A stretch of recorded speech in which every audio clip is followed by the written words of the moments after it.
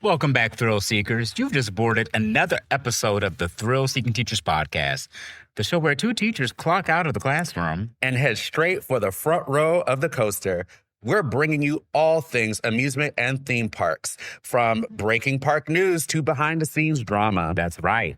If there's a new ride announcement, a roller coaster shutdown, a spicy guest rumor, or theme park chaos happening anywhere in the world, we're talking about it. And yes, we're giving you our uncensored hot takes, honest opinions, and all the theme park gossip you secretly love. Because let's be real, y'all.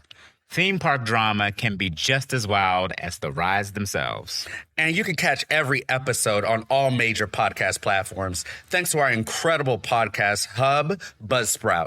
Buzzsprout is our one-stop shop. It helps us distribute the podcast everywhere you listen. So no matter your platform, we've got you covered.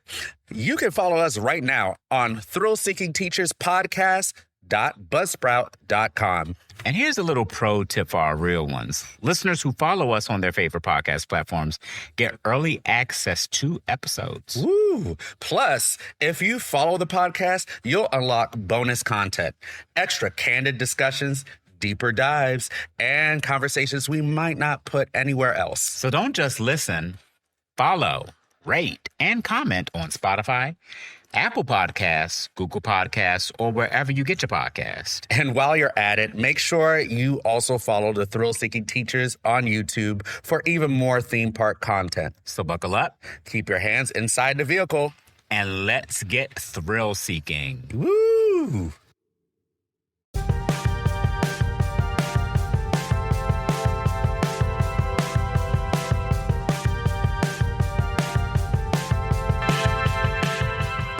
What's up, Thrill Seekers? Welcome to a bonus episode of the Thrill Seeking Teachers Podcast, where teachers by day become coaster critics by night. That's right. We're jumping straight into the latest coaster news, theme park shakeups, ride drama, and all the hot takes the theme park community is buzzing about right now. If it's causing controversy, sparking debate, or taking over theme park social media, we've got opinions, and we're definitely sharing them. And we want you to be part of the show. If you got questions, comments, hot takes, or topics you want us to cover, send them to Will, W-I-L-L, and A-N-D, Dave, D-A-V-E, 2018 at gmail.com.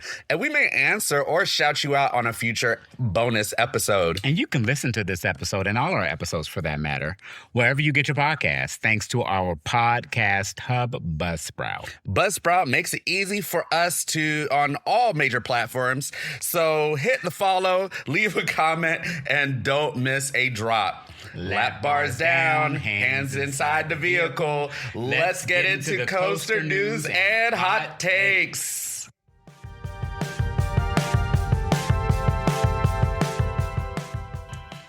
All right, so starting off, we're going to start with some rapid fire news. First up is Six Flags is going back. Six Flags. Oh, yeah. They're going back to the park president model. Oh, my goodness. For 10. What made them think eliminating park leadership would help them reduce their overall cost? That's the dumbest shit. It's literally just happened today as of April 16th. It was just announced that they're going back to the park president model for only 10 parks. Only and 10 these parks. 10 parks are the biggest revenue giants in the chain, the biggest attendance giants in the chain. Their EBITDA is probably higher, or they make up the majority of the EBITDA for the company, probably. A bit, like that's a big word today. That was a big word. It's basically cash before. Yeah, you kind of like just put. Everybody knows EBITDA. But these core parks are the attendance grabber for the entire chain, Knott's Berry Farm, Six Flags Magic Mountain, Cedar Point, obviously, Great America in Illinois, Great Adventure in New Jersey, Over Georgia. Over Georgia. I don't know. I don't like it. Well, they get a lot of attendance. Well, you know what? I think they don't need it. But Over Texas. Mm-hmm. The company's darling Carowinds. Yeah, we knew that one. Mm-hmm. Canada's Wonderland. And of course, Kings Island. I love Kings Island. Another attendance giant in the chain. Oh, when are we about to go? Like, they have the new Phantom Theater. Yes, when are we going? Because we have go whenever. But we have a lot of like trips coming. First of all, if you haven't already, please follow us. We have a YouTube channel. We go all over. If you don't know already, but Canada's Wonderland. We went last year, right? Did we? We went last year. Canada's Wonderland. I love. This is one of our favorite parks. Actually, literally. like Wonderland. A little bit more than Kings Island, believe it or not. I don't know. For me, I still love Kings Island because it's like my North Star. It's my consistent great park. It's just like I know when I go there, I'm just gonna have an awesome time. Yeah, doesn't matter what day. I do want to get back to Wonderland. That's such a. I do want to go back to Wonderland. And they finished Mind Busters retracking. Flight Deck has the new Vekoma trains. Mm-hmm. And it's a great, and of course they have the great Alpenfury. Yeah, and their Giga. Well, I mean, look, we have our season pass and our all park. Fast lane. That I'm going to continue to get forever and ever. Amen. Look, I think if you really want to have the most fun and you're a real coaster enthusiast like we are, definitely go and get your fast lane all season, all park, whatever. Yeah. And they're working now. Yeah, it was some hiccups. It was a couple of hiccups, but it's working. It's working now. Mm-hmm. But let's go back to the story that is so big right now. Will is even on Reddit, on Facebook. Yeah, it's being talked. So the consensus is that these 10 parks, I mean, it's no argument that these are the core parks in the chain. Yeah. That generate probably 80 to 90, I'm safe to say 90% of the revenue for the company are generated by these 10 parks. I think these 10 parks are the parks that are clearly getting the core of the investment and that will continue to get the core of the investment. I think they might add on maybe 3 to 5 more parks, and then the chain as we know it will consist of just 12 to 15 parks. Yeah, I've been saying from the very beginning. I think to compete, I think their main goal has always been to at least be as close to third behind Disney and Universal as possible. And I said the only way that they can do this is they have to trim a lot of fat, and they have to the end game. So they can invest in these parks. And the end game is that they're going to sell off a lot of these parks that are underperforming or that they can get a lot of money for and for their land. Our home park was not on there. Well, our second home park. King's Dominion. King's Dominion, so I listened to the IAPA interview. I think this is what you were asking me about.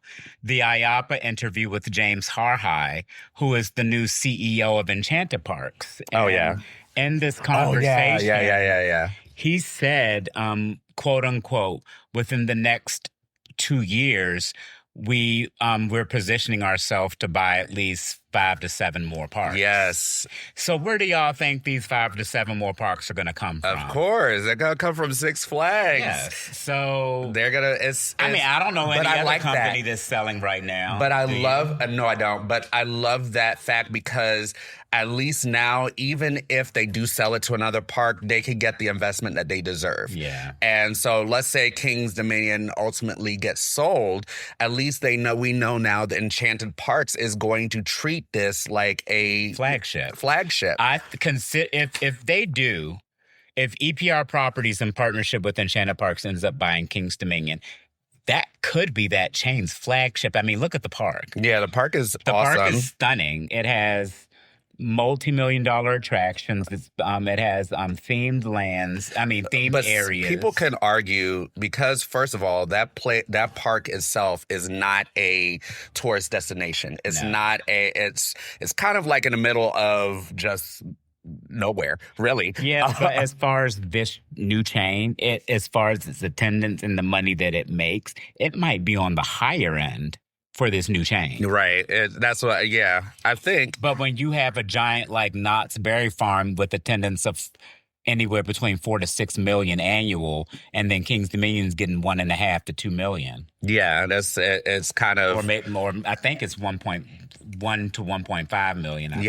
I know. It's the talk of the coaster community. Yeah. Just hop on over to Reddit. You'll hear so much. Facebook. You'll hear so many opinions. Yeah. As we got so many things. I'm so glad though that they're going back to the park president. And this goes back to your conversation that we had in our last podcast about the new CEO cleaning house at the board, because he wants to go back to what it was before. What works. That's stupid. Like, especially if you have these parks that generate the revenue that they generate, you need someone in that leadership role that can be the face of that park. Yes. And so I think now they saw the error of their ways and they're trying to find a way to pivot. And I think they are doing their marquee parks. And, I'm applauding this. I think it was a good move. So I'm going to give it a thumbs up. 2 thumbs up. 2 thumbs up. No, we're teachers, so a grade of an A. An A. Yeah. An A on that. So what do you think about it? Put it in, your comments or email us what you think about it.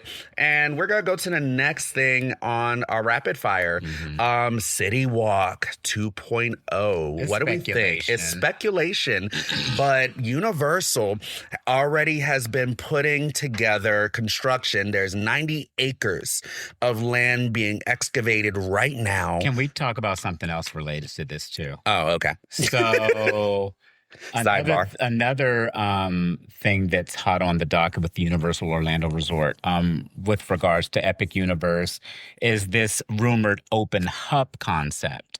They currently have in place 3 face scanning turnstiles at the Dark Universe that's testing. And what apparently what they want to do is open up Celestial Park for free. And allow guests to just come in and, utilize Celestial Park if you just want to go to the park. But if you had a paid ticket, you then could go to the various what are they called? Portals. The various portals. I've also heard rumors that they might have tiered structures. Say, for example, you wanted to go to Epic, but you didn't want to go to all of the portals. You could go to 2. Like, say, I just want to go to Dark Universe or your favorite one. Yeah, or I just want to ride Stardust. I heard that as a rumor too. I don't know if these are good or bad. Stardust. So wait a second. Stardust is going to have to be a portal itself. No, right? So they I don't know if you remember right at that thing you can look on the ground. Yeah. They have those things so you can just ride. So it's going to be face scanners there. And you could have this open hub concept. And I really do. At first, I was kind of a little shaded about it because I don't know, but I kind of like Epic the way it is right now. But I like my Epic the way it is, but I do understand what they're trying to do. They're trying to make it so that you can go to Celestial Park without paying, but then also connected to that Celestial Park is going to be a walkway that goes to another CityWalk, and possibly over to that 90 acres of land, there might have another theme park. Which will be absolutely crazy that they're going to have another kind of CityWalk area. You're walking through Celestial Park. You're walking between. And, of course, they're going to have merch upon merch for you to buy.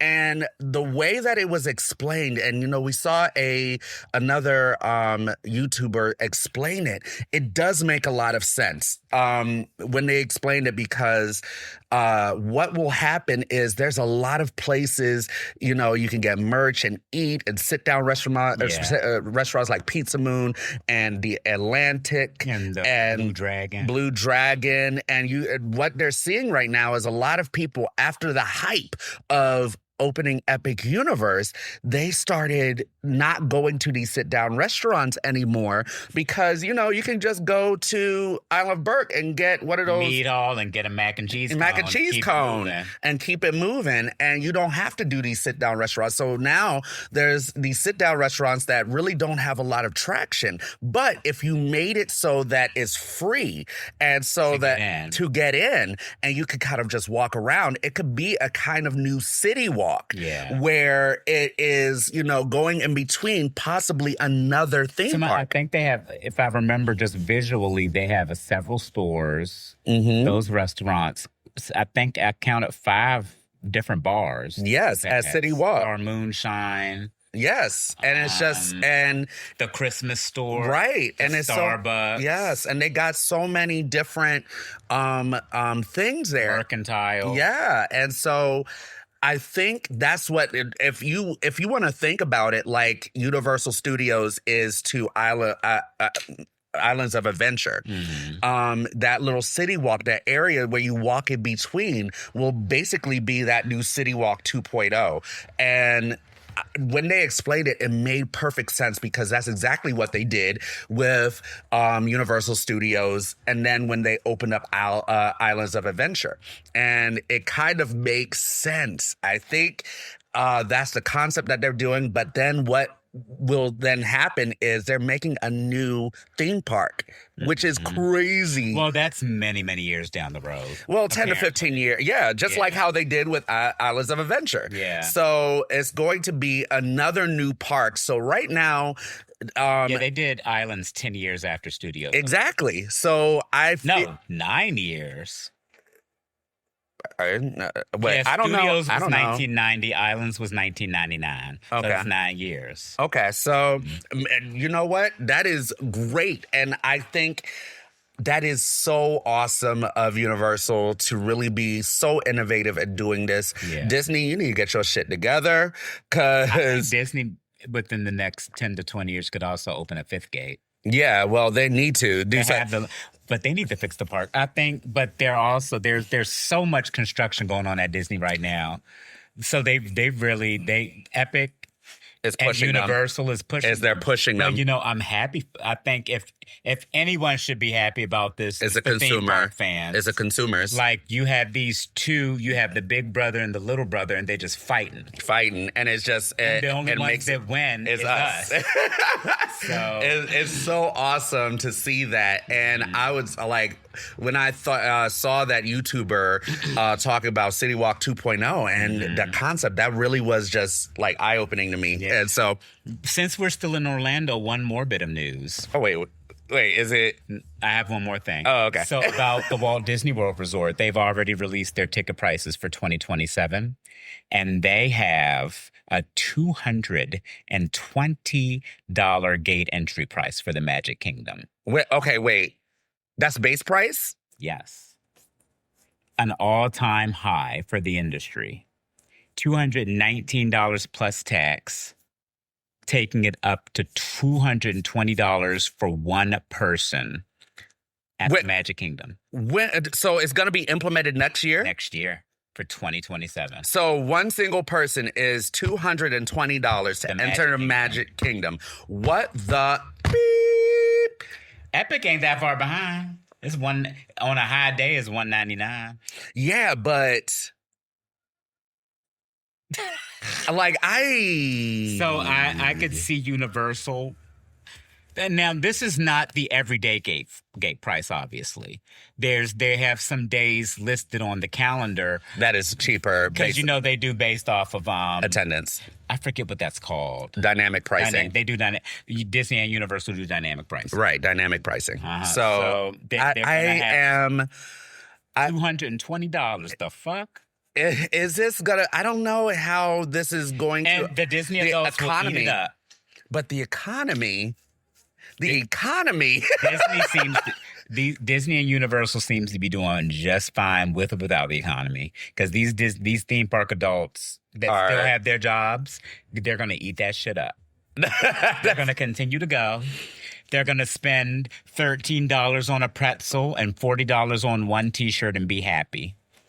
Oh my goodness. And $35 on some whack Mickey ears. Let us know what you think. And we're gonna continue spending $90, $50 on our wands and let us know interactive Nintendo watches. I want to hear from viewers and stuff. Listeners. Well, I say viewers. Listeners of this bonus episode, what you think about that. That's crazy.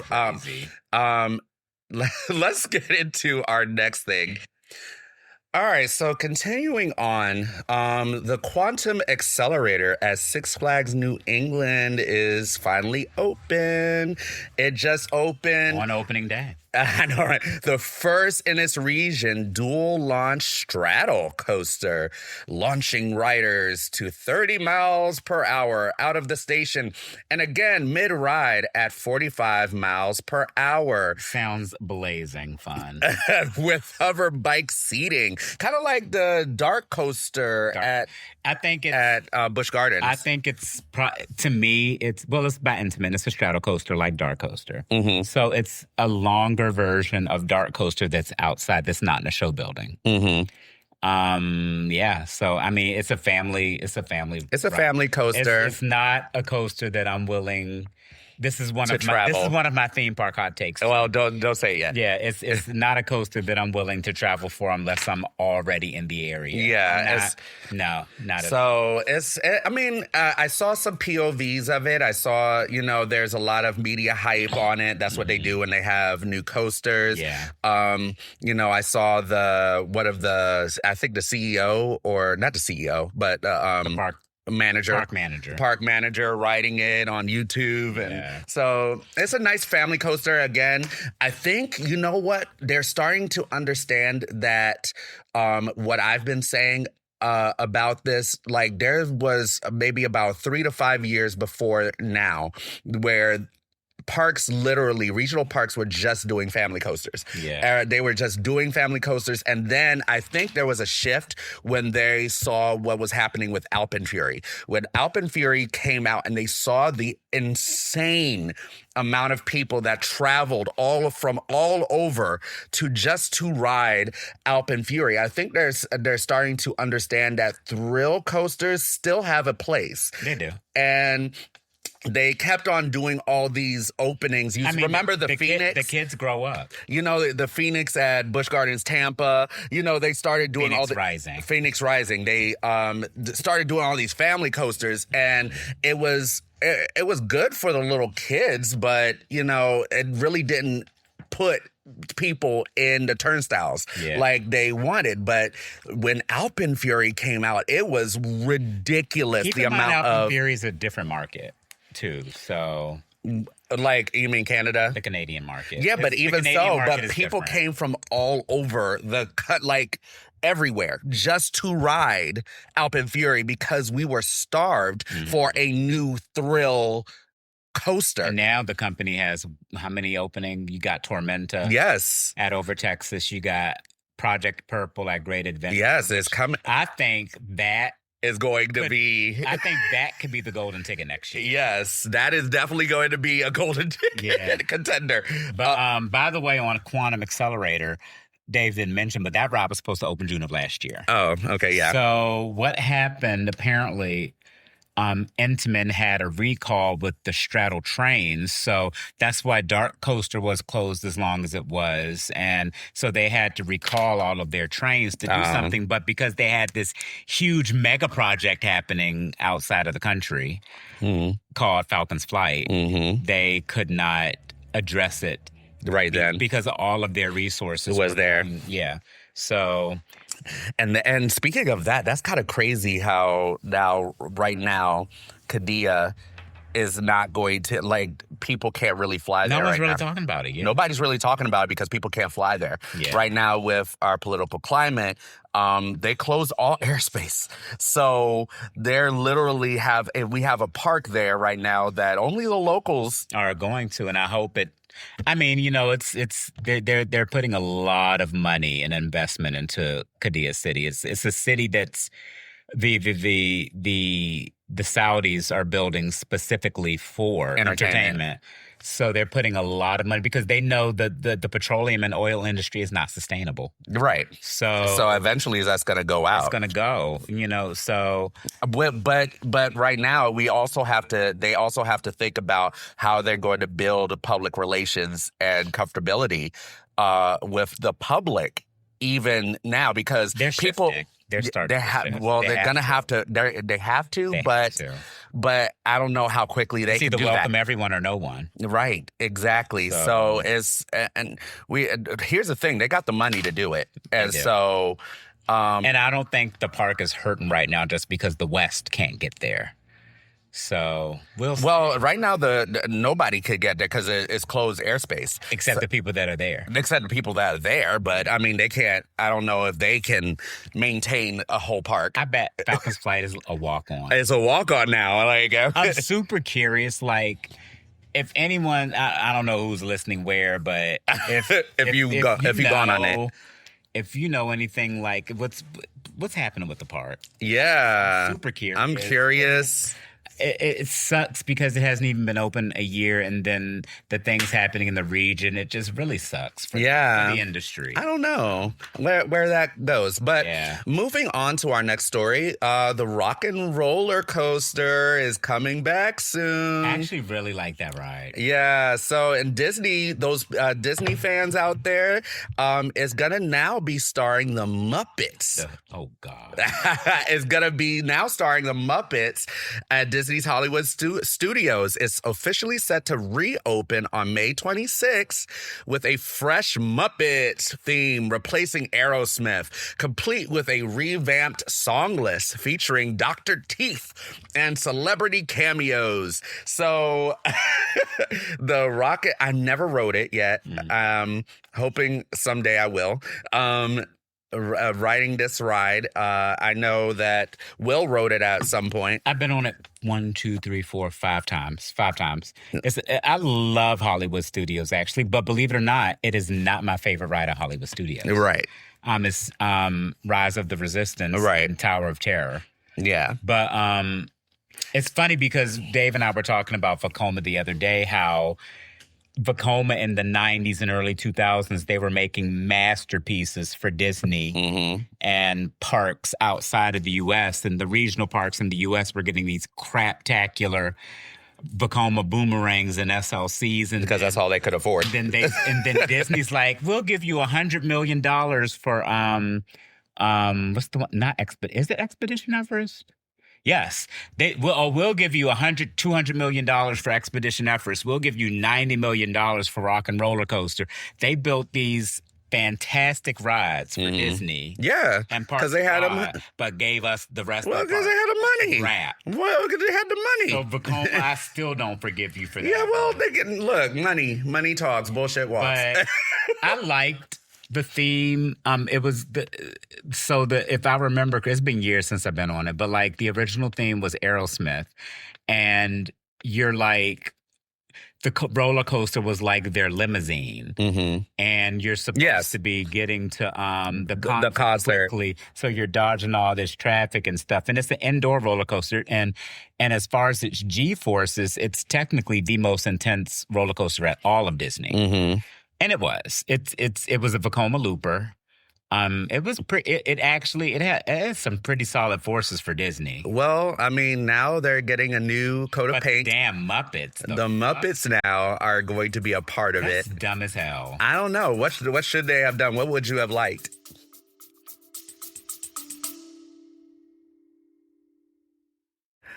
The thrill-seeking teachers will be right back after a quick message from Lululemon.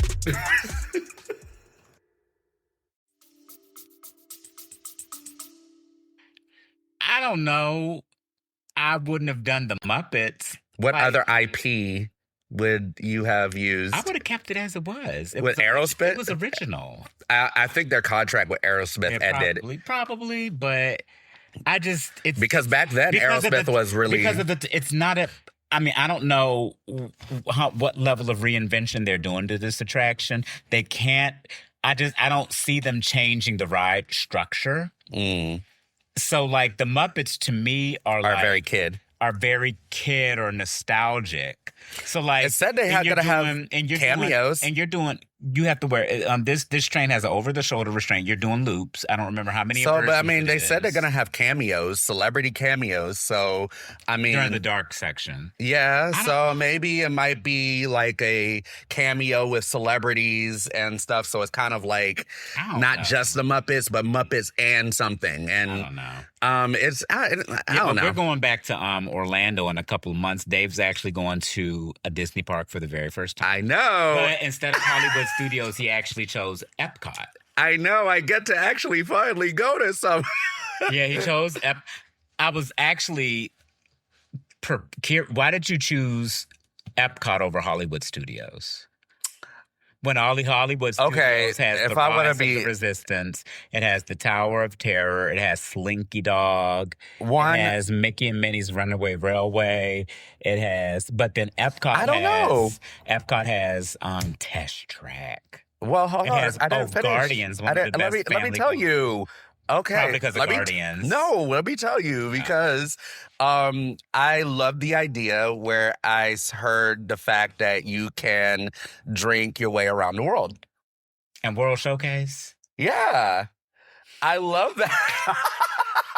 I love the fact that I could do coasters and I could go around the world. Epcot only has one coaster. No, it has Test Track. Test Track's the Rise of Resistance. No, Rise of the Resistance is at Hollywood Studios. Oh, wait. Guardians, I meant. Sorry. Guardians is great. So that's at Epcot. Yes. So I want to do Guardians is Disney's version of Hagrid's. Right. So I want to do... There are people that say Guardians is better than Hagrid's, and there are people that say Hagrid's is better than Guardians. Right. So I want to do that, and I want to do the Test Track, and I want to drink around the world. What about Mission Space Orange? No, the thing that makes me... So that is the only Disney ride, y'all, Mission Space, the orange side, that has ever made me... I was sick as a dog for 4 hours. I'm not doing that. Why am I doing something to make me sick? Do you know what it is? I have no idea, but I'm not doing that. So Mission Space is like this centrifuge system where Are you spinning? They put you and 4 other people. You only feel the spinning for like 3 seconds. No. But the forces are so heavy. They task you with pressing these buttons and stuff throughout the course of the mission. And your arm, and you're like... No. If y'all could see what he's trying to do. And you're like, the forces are so heavy, and then you get off, and you're like... No, I'm not doing that. I was sick, guys, for 4 hours after I'm not doing that. Why would I want to subject myself to that? So the reason why they have the green side of Mission Space is because Disney deemed it too intense for their park, so they came up with the family version is whack as hell. It's like you have this one that's really, really good, and then this one that's whack as hell, and it's a waste of time. Yeah, but I don't want to get sick. I don't want to get sick. I didn't take Dramamine or anything. Yeah, but I don't want to get sick. So I think that if you take Dramamine, but why would I have to take? No, I actually really, really like the attraction, like a lot. I think I was dehydrated to that day. I don't think I want to go there for that. But yeah. I mean, I'm going there. Is great. Test Track, Mission Space, Remy's Ratatouille is good. It's just Epcot is a great park. Yeah, so I'm gonna go. So we'll see what happens. Yeah. All right, next story. Disney. Oh my goodness. No. What's the Josh D'Amaro. Josh D'Amaro. Oh my God. There's been about 1,000 layoffs to consolidate their marketing and brand division. It's a lot of they're trying to get major investment using AI, of course. Yeah. When I saw that story, they let go of most of their Marvel visual department. This signals, of course, the rise of AI. Yeah. That in my opinion, right now is the bane of our existence. This rise of AI and companies trying to raise their stock. Yeah. I don't like this. I think what's happening with Disney, they're putting Josh D'Amaro on the chopping block right now because right now you have He just started in March. he just started and already 1,000 layoffs. I don't think this is him. I think This is investment. This is the investors. I also think that something like that probably has already been planned, and he had to execute. But like, yeah, but they're putting him there. He's the face of it. Yeah, of course. But when you have that number, that's already been in the works. Yeah, but he's now the face of it. So this is his first Thanks, face. Bob Iger. You ain't shit. This is his first kind of thing that people are looking at him as his legacy. Yeah. And so right now, Marvel is in shambles, which used to be a sure thing. But now it's like a bet. It's a bet. We don't know, and now we have they're using AI as visuals, and this is ridiculous. So Disney parks. Whatever happened to blue screens and CGI and it's gone, and now we're gonna have a lot of just slop. And it's really bad. I do not like it, and I'm just a little disappointed. So hopefully this doesn't affect anything with the Disney parks. It won't. Well, because I mean, it's no secret that the majority of Disney's profits comes from the parks. Like that's no secret. The parks are the only real growth for the company as of right now. Sure ain't Disney Plus. Sure ain't Disney. Sure as hell ain't Disney Plus. Disney Plus is hurting. Or ESPN. Oh, definitely. They hurting right now. They hurting. So I don't. The only place we're really going to continue to see, I think, the real growth is in their experiences, which is the parks and the cruise lines. But I mean, I'm still excited that Dave is going to a Disney park for the first time. Yeah, as we'll get there. A theme park fan, like I was like, you ain't been no Disney yet? Whatever. But to our next story. All right, so our next story is our former home park, Six Flags America. They purchased the land. Whee! Somebody purchased it, and it's not him because everybody just puts him as the face of it because he's a superstar. Yeah. But his investment company, it was led by Kevin Durant, who is an NBA player, who was an NBA. No, he's our hometown hero, I guess, our hometown NBA star. A group of investors bought the site of 515 acres. From Six Flags. I think they bought it for about 300 and something million. So the cost is undisclosed as of now. I thought they said, like, in reports, I saw something that says 300 something million. Speculative. I seriously doubt they got anything more than $150 million for that. Really? Think about the transaction Six Flags just did with EPR Properties and Enchanted Parks. They sold them 7 parks for $350 million. What makes you think they're going to get one park in the land that it sits on for that much? I don't know. No. Mm-mm. Well, I'll have to check. Can we check? Can you fact check? He's gonna be on. He's on his smart device, and we gotta try to see if we can fact check. But while he's doing that, so NBA All-Star Kevin Durant investment firm 35V teamed up with Atlanta's TPA Group to buy the 515-acre former Six Flags America site near D.C. that has been closed since November of 25. The price is yet to be disclosed. Oh, it's yet to be disclosed. I think this is my thought process. Okay, like I said, the 7 parks that Enchanted Parks and EPR Properties just bought from. This is 7 parks in the land that they sit on. And these were not small parks. $350 million for 7 parks. There's no way in hell Well, they got anything. they got more. something. They got got several. I'm sure they got at least $100 million. They got something for it. Whatever. I don't think that. I do not believe that they got what they wanted. Right, but the biggest part is now we got to figure out what they're doing with it. And, there was some people that, had a hot take saying that, hey, maybe they might revive a theme park kind of idea that will focus on year round.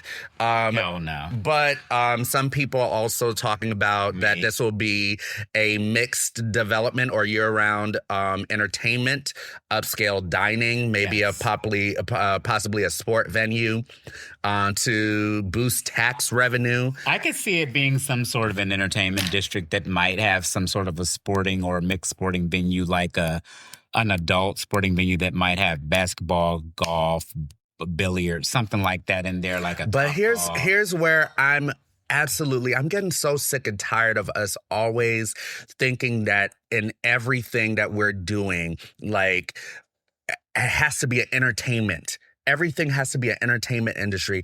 Where in the hell can we ever start talking about, instead of just building houses, let's build a freaking school.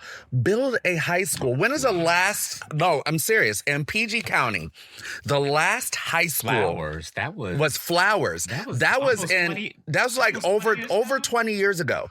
Over 20 years ago that the last high school in PG County, one of the richest Black communities or counties in the United States, their last high school was over 20 years ago. And we're already talking about another entertainment district. Mm-hmm. We already have the one that's over by the water. August of 2000. Right. So, and we already talk about the waterfront over by the where is that water? The MGM. The National Harbor. National Harbor. So we already have the National Harbor. Why do we always have to keep thinking that everything has to be either houses, fine dining, or some entertainment stuff? Why can't we ever just say, hey, let's invest back into our kids?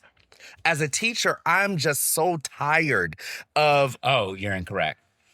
Correction. The new Suitland High School is currently under construction, scheduled to open. So Suitland the new Suitland High School opened this year. No, but it was renovated. It wasn't they tore the building down and rebuilt it. No, the building is still there. I see. No, that's the fine arts area. That's the new fine arts area. No, it says they built a whole new school. No, okay. The ground up school. I'm talking about a ground up high school. That did not exist. Yes. 26 years ago. Yes, a ground up school. Where are all these kids of overcrowded schools gonna go? In the overcrowded schools. Next. Go back to theme park stuff. You asking questions but we already know the answer. Yeah, but let's stick to the theme park content. No, but this is still our community. And these people don't care about that listening. Anyway, County Executive Aisha Braveboy and Council Member Wala Begay emphasized strong community input, highlighting this is meant to benefit locals across all ages and not just thrill seekers. Oh, God. I don't even think Kevin Durant's big ass has been in a roller coaster. He's almost 7 feet tall in his adult life. I think that NBA players have been, tall NBA players have been on roller coasters. I think, because they have height restrictions. They have height restrictions. The same way they have size restrictions, they have height restrictions. Yeah, but when you're sitting down, your legs are long. I don't know. I'm curious about it. I do not believe. Can a 7 foot... No. Can a 7 foot basketball player... Is he 7 foot? He's 6'11". Oh, okay, 6'11". One more inch and he's 7 feet tall. Okay. Well, I'm just saying, you're saying that they can't be a coaster enthusiast? I do not see Kevin Durant. Or let's say a basketball player who was 6'7" or 6'11". I think if you are of a certain height, you cannot... Let's look it up. What's the max height? Let's name a roller coaster. Wildcat's Revenge. What is the maximum height? I don't know. Wildcat's Revenge. I'm curious. Because, I mean, they like entertainment too. Like, I don't understand. Like, But everything is not for everybody. The maximum height for Wildcat's Revenge is 100. Wait a minute. You have to do it at feet. Ride it. What's the feet? Oh, I did it wrong. What is the maximum height a person can be to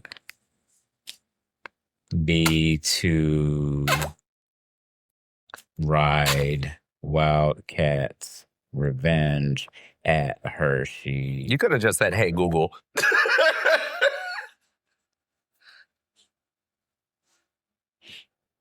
You know, you could have just said, "Hey, Google," and it would have just done the same thing. They would actually speak it to you. It has a minimum height requirement. It doesn't really say maximum. Exactly. That tall guy, Ankh, that's an MC, and he couldn't fit in it.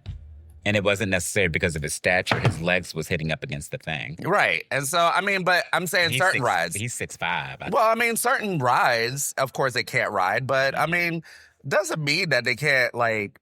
I would say if you're of a certain height, most of these roller coasters... Because even, I don't know if you noticed this when we were at Busch Gardens, Williamsburg recently. At the station for the Big Bad Wolf, they have a maximum height. They have a minimum height bar and then a maximum height bar. It's like 70. But that's a Big Bad Wolf. That's a children's coaster anyway. But no, it's a family coaster. Well, family. But I mean, if you're... But the fact that it was there says a lot. So I don't see him. Well, I want to know. Like, I want to just research that myself. Can an NBA player be a coaster enthusiast? I think if they're of a certain height, because they're tall men. Like, I think if you're over 6'6" or something, maybe not. But if you're like 6'1", 6'2", like there's one of the podcasters says he's 6'2" that I listen to, and he's able to ride a lot of the rides. Yeah, so, I mean, I don't know. Yeah. All right. Well, we have another segment that I just kind of came up with in my head. It's called Thrill-Seeking Hot Takes. Da, da, da, da, da, da, da. These are our personal hot takes. So we have one each, and we're going to just starting off with one. When we do our bonus episode, we might have more. But these are things that we just know that it's going to ruffle some feathers in the coaster community, but we just have our own personal opinions about it, and we just wanted to kind of share it and see, what you think, and maybe you can give us some of your own hot takes, and maybe we'll share it on our next bonus episode. Yeah. So Will is going to start off with his. So mine, as a coaster enthusiast, I am not going to ride every single ride in the park just for the sake of getting the credit. And I may not even show up to your park, period. If I look online or look at a video of your park and I see the rides look whack, they look old, the park looks a mess, I just won't even go. Like, and it's the reason why it took us so long to go to Knoebels, because I was looking at this park and I was like, this place looks whack. And we went and we ended up loving it. Yeah. And like, haven't been to that's what I'm saying though. If you like, just by looking at the cover, you wouldn't have gone, but you did. Well, the coaster there has this huge reputation, so I wanted to see if it fit the reputation. Then there's another one. But if it didn't have that, you wouldn't have gone. No. If it didn't have the Phoenix. If it didn't have the Phoenix, I would have not gone. Yeah, but you still would have loved the park. See, now that you went there, even without the Phoenix, you would have still... I liked Twister and Impulse. Yeah, and you liked it, and you liked the fact that the food was great. I took a chance and I went. Yeah, so I'm saying... It's not terribly far from us. Right, so I'm saying sometimes when you take the chance, you find... I think that's why a lot of the coaster enthusiasts even go just for the... just to go. Like, if another... Like, so like, I'm not going to ride your Vekoma Boomerang. I'm not going to ride your Vekoma SLC if it does not have the new Vekoma trains. I'm not riding an aero looper unless that aero looper has a good reputation, like Tennessee Tornado. I'm not. Tornado sucked. I'm not gonna ride all of the B&Ms in your park. If they have a reputation of being headbangers, like Kumba, or like we went to Dorney and the JoJo roll out of the station was the best part, and then the rest was a wobbly headbangy mess. And another thing, there are parks that I've been to that I don't ever have to go back to again. Yeah, I know. I mean, that is very true. Yeah, You're just one and done. One and done. So I'm not going to go to every park. I'm not going to ride every roller coaster. I'm not that type of enthusiast. Ooh, so burn. like a lot of, and I'm not going to squeeze my big ass onto a kiddie coaster just to get, it's not happening. I don't know how or why you all do that. Coaster enthusiast, why do y'all do that? Why do you feel like you need to squeeze your big ass onto Coco Cruiser at Hershey Park for the sake of the credit? Like, come on now. Did you even have fun on this ride? Well, I think I don't think it's about fun. It's about the credit. It's literally about the credit. That's why I'm kind of confused about is it kind of ties into yours. Yes. Where does the fun, like, where's it? Yeah, like I want to maximize my fun. I don't like the credits. Like we didn't ride all of the roller coasters at Wonderland. Right. I'm not riding that. The fuck. You've been on 1 mile mouse. You've been on them all. Yeah. Like I'm not. I was not getting on that. I was not getting on Time Warp. I was not getting like. No, I'm not riding every single coaster in your park. That's my hot take. I'm just not that type of roller coaster enthusiast. Boom, bitch. So I'm sorry. It's like, I just know what you think about that. I may not even ride your Batman clone. Well, the Batman clone, the one at Georgia, was good. Yeah, that was actually pretty good. However you say it, Chupacabra at Fiesta Texas is good. Okay. Well, my turn, my hot take, and I know I'm going to ruffle some coaster enthusiast feathers, but I don't understand the appeal of going on a ride and marathoning it 20, 30, 40, 50 times. Yeah. I'm a coaster enthusiast, but I'm a coaster enthusiast. You ain't that type of enthusiast either. I'm not a coaster enthusiast that is going to subject my body. Like, we went to ride Air Force One. Everybody talks about Air Force One. I was like, oh, I'm excited to ride Air Force One. I rode it, and I was like, okay, I rode it again. And then I rode it again. I wanted to get the feel of how it is on the front, back, middle. Done. For me, I'm done. But I got literally, 20 times. Literally, I would see people there, coaster enthusiasts there, literally riding over and over and over. What's the guy that goes to Carowinds that's called the Fury guy, and he just laps it? Oh yes, I'm okay. For me, Holiday World. So for me, when I see that, and I want to really just go up to them. And I don't want to be, because I know they're probably going to take offense if I say it, but I want to ask them, what do you get out of it?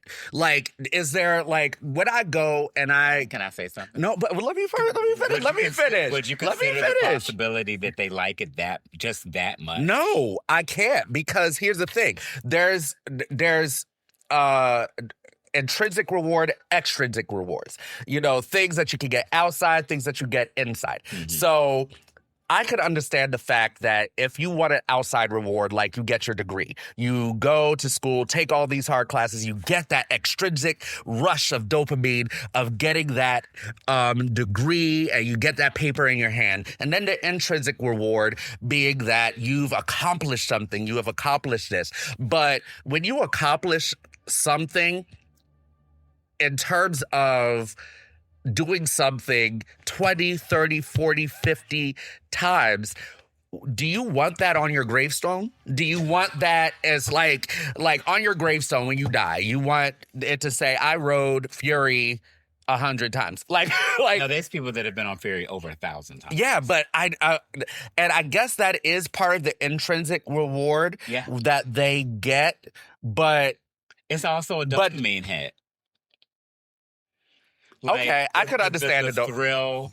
Like I was, but where does the thrill go? At some point the thrill goes. When I was marathoning Air Force One, I was like, "This is it." Yeah, but where does the thrill? At some point, I was like, "Okay, I'm in pain now. I need to stop." No, but it's not about pain. But where is the thrill about doing the same exact thing over and over? Isn't that the definition of insanity? No, because it's giving you joy. No, look, the exact definition. That was who made that up? No, that's you can look it up. The definition of insanity is doing something over and over again, that's not it, expecting a different result. That's the definition of insanity. So, do we then say that as coaster enthusiasts, we're insane? That is not the definition of insanity. Okay, go ahead.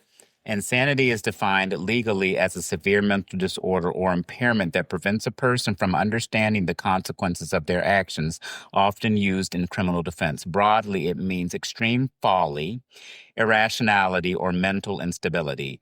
A popular non-clinical definition is doing the same thing over and over again and expecting different results. Yes. But I know it's not the clinical one, but if you're doing the same thing over and over again just because it gives you joy, you're not that in that instance you're harming someone. Right. In this instance, you're not harming anybody. Yeah, and I mean in terms of I just want to know, I think I just want to talk to them and just say, what do you get out of it? Is it that dopamine? And why do you need to know? Because just like how people will ask me questions and stuff like that, I would just like to know. I think my response to that, because I did it recently with Air Force One, was that it was so good that I just wanted to keep feeling that high when I was riding it. But wouldn't you get that same high doing something else? No, because each time I rode it, it kept getting more and more intense. It wasn't intense the first time? No. I was there with you on that ride. I heard you screaming. No. I'm not talking about the ride itself. I'm talking about how it made me feel. Okay. So the more joy you got. Yeah, the more I rode it, the more I enjoyed it. And the more it made me want to ride it. So would you have more joy every time until 100? I ain't riding that 100 times in a row. No, but there are people like I saw. How? Because you're in pain. No, I saw like a patch. Like they literally have at Air Force One. There's a patch that says 100 rides. Were you not in pain when you got off that thing? I wasn't. I actually wasn't in pain. I just got tired. I wasn't in pain. There's no way on God's prayer. I wasn't in pain. I just was ride that 100 times. It's just I got to the point where I rode it about 10 times. And I said, "Okay, I've done it. I'm done. I've done it. I feel good. I rode the front, the back, the middle, the side. I rode everything, and I can say I did it. Know it enough to say I can put this. Yes, that's why. So I do it more so as a ranking thing, and I just want to see what the hype is about, and I do it like that. But did it live up to the hype for you? Yes. Yes, it did. It was great. It was a great ride. But even when last year, we went to the Voyage at Holiday World, and we saw this one man literally the entire day. Could you imagine that at Hollywood? People do that at Hollywood nights. They just get off and get back on with the trims turned off. No, but that's at night, though. Yeah. But that's meaning like he was there from the morning. How many times he was there? No. This guy was there literally from the morning until close. And that's all he rode. And literally he just looped it. He didn't really take that much of a break. Maybe just to go to the bathroom every now and then. But literally, aside from a bathroom break. What type of headache did you have? But after you got I just want to know, is it the insanity of it? Is it the joy of the insanity? Is it the joy of the insane and the stability in that mind? Can I describe what I felt after my maybe third or fourth ride of Voyage? It was almost euphoric. It was almost euphoria. When I ride Fury... I rode 3 or 4 times. When I ride Fury, but everyone feels things differently. Yeah. When I ride Fury, I feel euphoric. When I ride Wildcats Revenge, last ERT last year on Wildcats Revenge, I think I rode that thing 18 times. It felt euphoric. I was like, wow. So I don't know. We'll be able to compare Wildcats Revenge to Air Force One, the 2 best mid-level RMCs, to see which one is the best. I don't know. That's one of my hot takes. I know I get. You don't get it. People know I don't get it. I just don't. Maybe I don't know if I'm alone in that, but it's kind of a hot take of mine. You should put it on Facebook or Reddit and see the ire. No, the amount of hate comments. The amount of hate comments that you will. The amount of hate. Now that's why I try to keep it to myself. You'll get people that say, "Well, what type of enthusiast are you?" I know, but I didn't know that. I didn't know that I was supposed to get a reward. What am I supposed to get a degree? The ride itself. No, but am I supposed to get a degree? Like what level of coaster is that? Like I'm just a coaster enthusiast. There is no level. Yeah, that's what I'm saying. This is another argument that's happening in these spaces. These are all superficial. Everything all superficial. It's all based off of opinion. Everything is a subjective. Opinion. You like what you fucking like. If you want to ride the ride once and say that was good for you, then that's good for you. If you have 50 credits and you call yourself a roller coaster enthusiast, you are even from your 50 to almost 300 to your 5,000, there aren't 5,000 roller coasters, to your 1,000, just because you've been on 1,000 roller coasters does not make you count my experience. That's what it is. And you get into on these websites, Reddit, Facebook, they'll be like, well, how many credits do you have? Well, why does that matter? I like what I like. Yes. And they get very like defense. Like it's like war. And I'm like, well, where is the fun? Go to toe with these people. Where is the fun at this point? Like you get to the point where is the actual fun of it? And it's just like, it's still fun.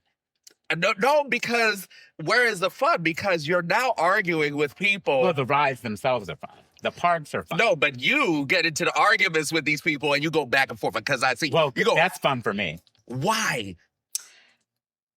I don't know. I think I want to prove my point. But why? Like, none of y'all get, like, no, I'm serious. Like, none of y'all get a reward for it. Proving that bastard wrong. How? Like but it's all opinion based. Yes, all of it is literally, there is no book. There is literally nothing that says if you ride 10 coasters, I could call myself a coaster enthusiast. Yes. If I rode 5 coasters. Or if you just go to the same park all the time and you just ride those, you're a coaster enthusiast. So how does anybody's opinion matter more than anybody else's? Because they think it does, based off of the number that they have and where they've been. So if somebody marathons 100 times on Air Force One, his opinion is better than your opinion that rode 20 times. According to them. According to many, yes. According to many, yes, it's not my opinion. But what? Like that's where I was. I don't. But that's where anyone's opinion. But this is where, like, even with your top 20, our top 20s are different. Yeah, I'm not. You like that craptacular roller coaster pipeline in your top 20. I love that coaster. Whereas it's not even in my top 50. I love that coaster. When I get to my top 20, I can't wait. I love that coaster so much. It was cute, but it was great. I loved it. I want to ride that again. Yeah. I want to ride that again. You should go back. I want to go there again. No, but like, okay, so first of all, this was our first bonus episode. No. Let us know if you want us to do some more. This is literally exclusively on our podcast. Yes. No YouTube. No YouTube. You can only hear this. So I just came up with that idea, and I just thought it would be fun for us to kind of do some quick stuff because we discussed, look, Will comes home and he tells me all the the news every minute. And so I was like, because I'll read, I get the alerts. he gets all the alerts and everything. And I follow the various forums. Yes. I'm like, well, this happened. And just one more thing. We do have a TikTok. Thrill-Seeking Teachers. Thrill-Seeking Teachers. Find us now on TikTok. I need to put some more content and some more POVs on there. So let us know what else you would like to see. But this is our first episode of our bonus content. So this will be going straight onto our podcast hub, Buzzsprout, and will be on Spotify, Apple Podcasts, YouTube Music, or wherever you get your podcasts. So let us know what you think. And tell us what you like or dislike about our takes. And don't forget to email us at willanddave2018@gmail.com if you want some of your opinions onto our next bonus episode. With that, we are getting off our station, and we hope you enjoyed your ride with our bonus content. I'll see you, or we'll see you at some point at a coaster. See you in the parks, guys. Bye. Bye. Thank you so much for listening to another Thrill-Seeking Teachers podcast. And please stay tuned in a couple of weeks for our next podcast. Also, keep your eyes peeled for our Thrill-Seeking Teachers vlogs, as we have a couple of new ones coming. Thank you. Woo!